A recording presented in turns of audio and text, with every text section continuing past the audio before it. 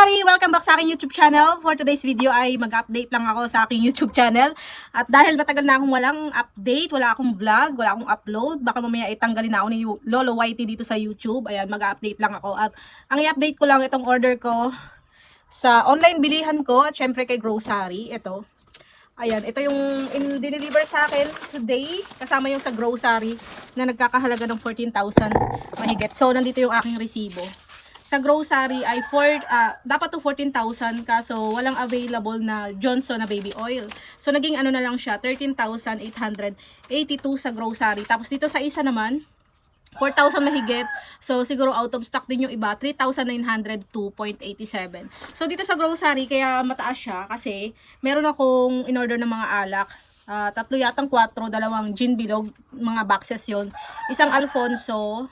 So, yun yung in-order ko kasi sa Grocery may Oktoberfest. Nakakuha ako ng rebates na 600 plus. So, sayang din. Magpapasko na kaya nag-iipon na rin ako ng alak para hindi ako mabigla sa pagpapasko. Kasi kailangan nating maraming stock na alak. Marami kasi nagiinuman pag may mga okasyon, mga holiday na ganyan. So, ngayon ay November 11. Malapit na ang Pasko.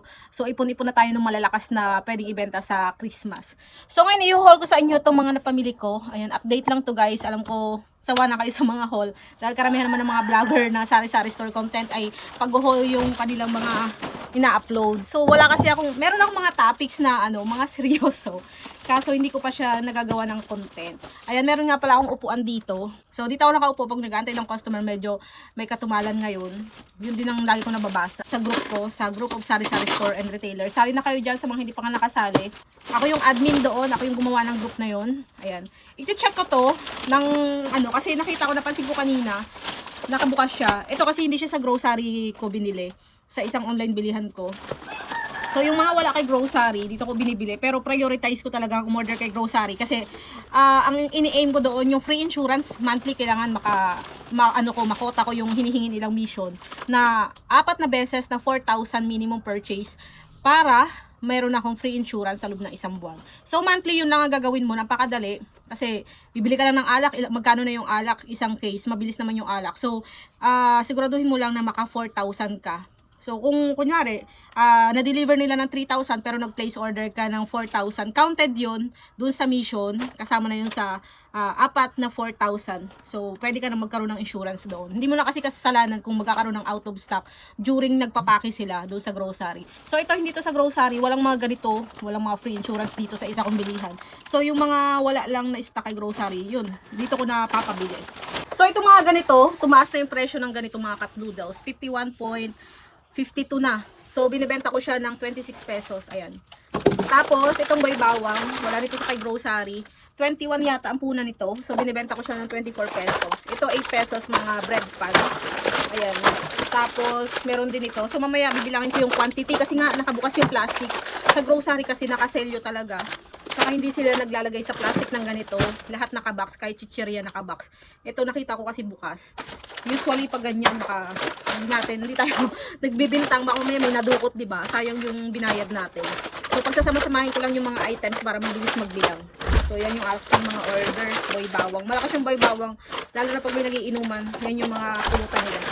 Ito yung pinakamalakas, try nyo ibenta to. Masarap. Pero ayoko ng naalatan ako. Para sa kanila masarap. Ito, meron din daw sa binibilhan ko. Ayan. Ito walang stock kay Grocery, kaya dito ko siya napabili. Lapas Batchoy, wala din ito kay Grocery, kaya doon ko din siya nabili. Ayan, adjust lang natin yung camera. Tapos, meron tayo ditong tatos. Ito, 91 point something na yata to. So, binibenta ko siya ng 12 pesos. Itong Sisters with Wings ay 20.10. Tapos, ito namang non-wing ay 17.68 sa kanila. So, meron tayong malaking snapu, 18 pesos ang benta ko. Yung maliit ay 9 pesos. Tapos, meron din tayong bihon. 44 isang pack ang benta ko. Parang ang puhunan nito ay 39 point. Malapit na siya mag 40. So, 44. Pero pag binibenta ko siya ng per layer, 12 pesos yung benta ko. Mas malaki yung tubo pag per piraso. Meron din tayong Charmy. Itong Charmy ay 25.75. 20s ito, 20s. Yan. 3 pesos na benta ko ng isa. Tapos, ito guys, meron tayo ditong anong tawag dito? Aluminum foil. Ayan. Bumili tayo ng 5 pirasong aluminum foil. Ito ay 21 ang puhunan. So, binibenta ko siya ng mga 27 kasi slow moving yan mga kasari. Ayan, pwede mo siyang dagdagan ng mas mataas na presyo kay slow moving. So, meron tayong panty liner. Charmy, ito ay 850. So, proceed tayo mga kasari. Hindi ko makita yung gunting ko. Bakit kaya lagi na lang nawawala ang gunting dito sa tindahan? So, ayan. Dito tayo sa isang box naman. Ayan. Bilisan ko na. Ayan, meron tayong mga kasari ditong Mamacita's Barbecue Marinade. Ito ay 16.58 ang puhunan. So, binibenta ko siya ng 20 pesos. Dati 18 lang benta ko niya, no? Kasi mataas na siya. Ito naman po, 3 pesos ang benta ko. So, meron din tayo nito. 45 pesos ang puhunan. Binibenta ko siya ng 50 pesos. Tapos, itong Richies. Ayan, Richies Richoco, parehas ang presyo. 10.76. Bali, 11 na. So, binibenta ko siya ng 14 pesos. Dati 13 pesos lang yung benta ko. Ayan. Same price lang yung Richies at saka Richoco. Tapos meron tayong glutinous rice, 38 point something ang puhunan nito. Binibenta ko siya ng 50 pesos. Ayan, mabenta to sa akin. Merong naggagawa ng kakanin sa akin na bumibili. Kaunti lang naman kasi ang diferensya sa bayan. Ayan. Kaso, nililimitahan ko yung pag-order nito kasi nakaranas ako minsan nung nabili ko maanta na. So, trinay kong kaunti na lang ang bilhin para hindi siya umanta. Pero ito naman may expiration July 2, 2025. Ayan, ito Ice Gem. 8 pesos yung benta natin ito.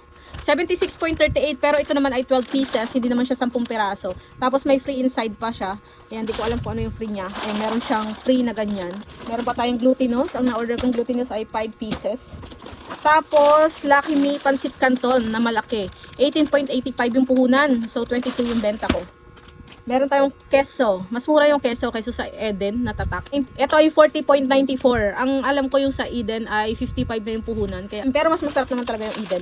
Ito Frutos, benta ko ay 4-5 piso. Milk ang flavor niya. Ito naman, Love Love Choco Balls, 4-5 piso. Ang puhunan naman ito ay 22.80. Bali 23 na. Tapos ang laman niya ay 24. So, pwede siya sa 4-5 piso o kaya 3-5 piso. So, coffee ko, 11.20 yung puhunan dito. Ayan, 15 pesos yung benta ko. So, marami pa tayo ditong pansit canton na iba't ibang flavor. Yung kasalo siya, yung malaki. Tapos, meron tayo ditong iyan. Carlo Rossi, ito naman ay 316. So, meron tayo minsan namin, ang benta ko nito ay 17 pesos, 13.77. Ayan, next, meron tayo ditong UFC chili. Ayan, na-curious ako kung magkano yung bentahan nito kasi bumili ako sa kapitbahay, 50 pesos yung benta niya. So, ang punan pala ay 38.51. So, nag-add lang kasi ako ng 15% dito. Ilalagay ko na lang sa screen yung possible na magiging price ko dito. 50 pesos kasi sa kanila. Karoon kasi ako ng bisita nung last week. Kailangan kong bumili ng ganyan. So, napabili ako sa kanila. Tapos, itong cheese. Ito mura dito. Cheese powder. Malapit na kasi maubos yung niripa kong cheese. Ito ay 19.73 lang. So, 20 pesos lang siya. Dalawa yung in-order ko nito. Niriripa ko siya malaki. Doble yung nagiging tubo ko dito. Ayan, dalawa. Tapos, itong stick O. Ubos na yung stick O at may naghahanap pa. Papakita ko sa inyo kung magkano yung pricing ko ng stick O. Ito yung pricing ko ng stick O ko. So, ililipat ko na lang yung tape nito dito sa kabila para hindi malito. Ito naman, itong Maya. Ito ay 57.65. Dalawang pack na to na tigto 250 grams. So, 500 grams lahat-lahat ang laman. Ito namang DS. Suka ito mga kasari. Ang benta ko niyan ay 15 pesos. Pero ang puhunan niya ay 10.64. Century tuna ang benta ko ay 40 pesos. Ang puhunan niya ay 34.90. So, meron tayong 5552 ng maliit. Ayan, 100 grams lang to. Benta ko ay 25 pesos. 21.72 yung puhunan.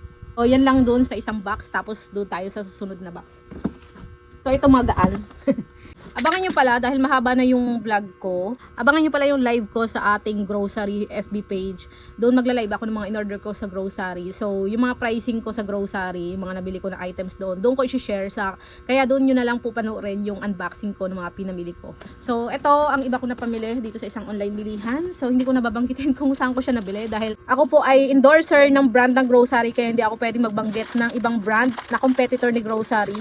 Okay lang naman sa amin mamili sa iba dahil negosyo naman to. Pero yun, bawal nga sa amin magbanggit ng brand. Itong wing 7 pesos, yung bentahan natin ito. 5.46 ang puhunan. So, yan. Ang binili ko ay ilang tay? 1, 2, 3, 4 na tay. So, siya lang yung laman. Ito lang yung laman ng isang box mga kasari. Makikita nyo meron tayong 2 sakong bigas dito. Nakita ko dun sa mga post ng mga kasari. Share ko lang. Na tumaas na naman yung presyo ng bigas. Ayan, totoo ba? Tumaas na naman.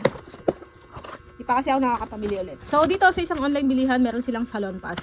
Mas mura dito kaysa sa bayan. So, dito na ako bumibili. Ang benta ko dito yung isang pair ay 15 pesos. Naman ay 58.58 ang puhunan. Ito sa bayan ng mga 63 pesos ang isang box. So, dito ko na siya binili. Downy Antibac na yung malaki, 36 ml. So, itong bentahan ko 10 pesos. Puhunan niya ay 7.93. 8 pesos na. Yung Tender Love na baby wipes, ito 15 pesos yung puhunan niya. Keratin, marami yung laman nito. 8 pesos ko siya binibenta. In ay 5.92 ang puhunan. Ayan, binibenta ko siya 8 pesos. Ito namang cream silk, ayan 6 plus 1, 38.86 yung isang bundle na ganito. Tapos bumili ako ng malaking champion. 50 ml ang laman nito, madami-dami siya. So mabango din to basta malinis ang laba mo. Pero kung hindi maganda yung pagkakalaba mo, tapos lalagyan mo nito, nagka-crush yung amoy niya. So ito 10 pesos ang benta ko nito. Ang puhunan niya ay 7.90.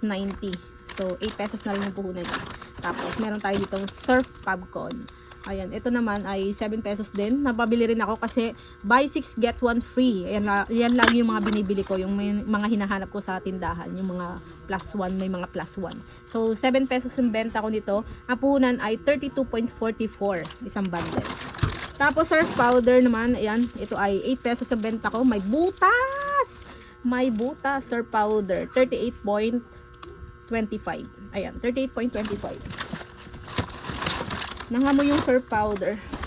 Mga kasari, yung order ko sa grocery, ayan. Hindi ko na muna ipapakita sa inyo dahil i-unbox ko yan sa aking live. May inaantay pa akong panibagong order na kasama niyan. So, yan lang mga kasari ang update ko. Nag-upload lang ako, pang-upload lang to, pang-update lang to sa tindahan ko. So, ito ang pinoproblema ko kasi masikip na dito sa tindahan ko. Hindi ko siya alam kung saan ipagtatambak. Bumili na ulit ako ng hanger strip kasi yung mga chicheria ko doon. Yung iba, ginamitan ko na siya ng karton. Marami kasi akong hanger strip dati. Pinamigay ko doon sa hipag ko para may magamit siya. Hindi ko akalain na magagamit ko ulit pala siya. So, umorder ulit ako. 10 pesos na lang siya ngayon. Dati nung unang-unang labas ng hanger strip na yon ay 20 pesos pa yung bili ko. So, yan lang guys. Salamat sa inyong panonood. Yan. So, hindi pa nakaka-subscribe, please subscribe sa aking YouTube channel, Lizal Dumdum. Salamat mga sari. Bye-bye.